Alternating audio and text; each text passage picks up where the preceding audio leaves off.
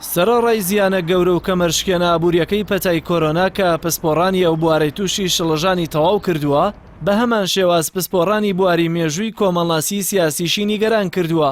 لەوەدا ژیانی دیموکراسی و مافەکانی مرۆڤ بەهۆی ئەم پەتایەوە پاشەکشەی کردووە و زۆرێک لە وڵاتانی دیموکراتی بەناوبانگیش بە هەمان شێوازی سیستەمە دیکتاتۆرەکان مامەڵە دەکەن و ترسی ئەوە هەیە کۆرۆنا ببێتە بیانوویەک بۆ پاشەکشەی مافی هاوڵاتی بوون و مافی مرۆڤ لە زۆربەی وڵاتانی جیهاندا.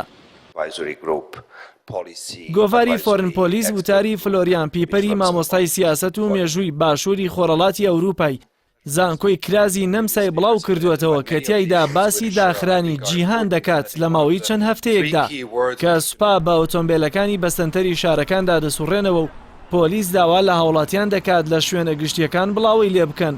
هەر بۆ ئەم مەبەستەش فڕۆکەی بێفڕۆکەوان بەکاردێنرێت. ئەوەش بووە تا حاڵەتێکی ئاسایی. ناوبرا و ترسی خۆی لەوە ڕادەگەیەنێت ئەو وڵاتانەی کە دیموکراسیەکەیان لەرزۆکە و لە دوای تێپەڕینی پەتاکەش با بیانووی جێبەجێکردنی بڕیاری دەسەڵاتی ڕاپەڕاندنەوە ئەم قۆناغە کاتیە درێژ بکەنەوە بیکەنە حاڵەتێکی بەردەوام. پیپەر دەژڵێت لا درێژمەودادا دەسەڵاتە دیکتاتۆرەکان شەرعیەتیان لەدەست دەدەن، بۆیە بە دوای قوربانیدا دەگەڕێن کە شکستەکانیان بخەنە ئەستۆیان. ئەوەش دەبێتە هۆکاری سەپاندنی دەسەڵاتی سەرکوتکارانەیان بۆ ئەو مەبەستەش ڕاگەاندنی حاڵەتی نائاسایی دەکەنە چەکی دەستیان بۆ ئەو سەرکوتکردنە.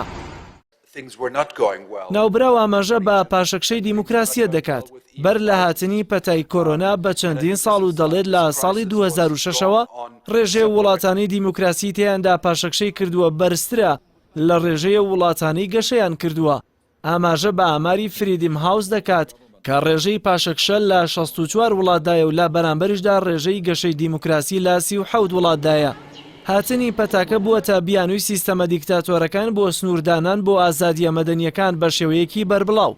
جا ئەگەر وڵاتانی خۆراوای جێگەی نیگەرانی بن، ئەوە وڵاتانێک لە بناغەوە دیکتاتۆرین بابەتێکە زۆر جێگەی مەترسیە لەسەر جەماوەریان. ناوبراو ئاماژە باوتەکەی سەرۆک ماکرۆن دەکات کە دەڵێت ئێمە لە حاڵەتی جەنگداین و دەپرسێت ڤایرۆس سوپای نییە، بۆی هەیە ئەو جەنگا ببێتە قەیرانێکی ئەمنی و پاساوی سەرکوتکردن، وەکو لە ڕابردوودا لە سەرکوتی هێلەکە زەردەکاندا گۆشەیەکی بینرا.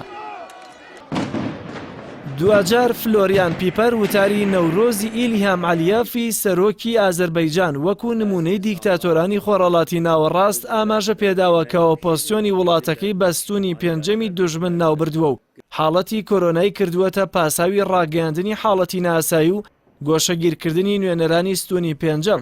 نووسەر ئاماژە بە یاسای پاراستن لە کۆرۆنای ڤیکتۆر ئۆربانی سەرۆکوەزیرانی ڕەگەزپەرستی مەجارستان دەکات کە بەپێی ئەو یاسایە هەموو یاساکان بە پاساوی کۆرۆناوە پەک دەخات. هەر بەپێی ئەو یاسایە ئازادیەکانی میدیای وڵاتەکەی سنووردار دەکات و بۆی هەیە بە بیانووی ناڕاست بوونی ڕووماڵی هەواڵەکانەوە ڕۆژنامەنووس تا 5 ساڵ زیندانی بکات. ئەوەش تاکتیکی هێزە خۆسەپێنەکانە بۆ زیاتر پەراوی بێبەشکردنی خەڵک لە مافەکانیان و چەسپاندنی زیاتری دەسەڵاتەکانیان.